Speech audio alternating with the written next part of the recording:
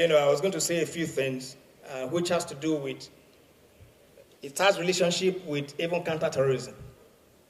Just a few days ago, we saw an incident between the Honorable Minister for the FCT and the military officer. And there have been a lot of representation that I've read in the media, which I thought that some, of course, got a point, others did not. They missed the point completely, and including a representation by a son. With all due respect, I think he misses the point. Now, what is it? The uniform is not about who is wearing it. The uniform represents the authority of the state. Whether it's a small boy or not, it is the authority of the state. It's even worse when it is a commission officer who has a presidential commission. And so, when you make such disparaging comments, you have desecrated the oath. You have desecrated the oath. What you have told the commander-in-chief and the authority that invested that position on him is that they are fools. So it is wrong.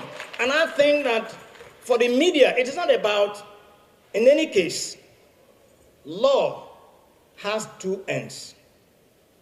For those, we also studied law. I'm not learned, but then in military law, we also taught that for you to be able to establish a crime, there are two elements: actus reus and mens rea. Actus reus, meaning that, was this thing done? Is there something that was done? And then the mens rea, what is the intention behind it? So when a son says that the minister has authority over land and it's not the duty of a soldier, that is not the issue. Now, if you have any reason to believe that what the young man is doing, there is a channel. That's the rule of law. So you desecrating the oath, it has not left the realm of what the officer was doing. It is an offense against the state. So this is what you, the media, must try to highlight. I know that over the years, we have lost our educational traction. Civics that ought to be taught, these are things that primary school pupils, secondary school pupils ought to know, that even adults don't know anymore.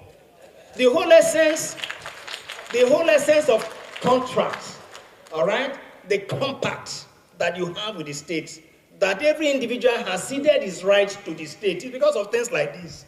So that we will not, at April 29, take laws into our hand. It is not a jungle. So if the state has, designated certain establishment and they get them a uniform for you to be able to easily recognize them. Because today now, am I the CDS? I'm not CDS. Look at what I'm wearing. But assuming I was wearing uniform today, it's a different matter entirely.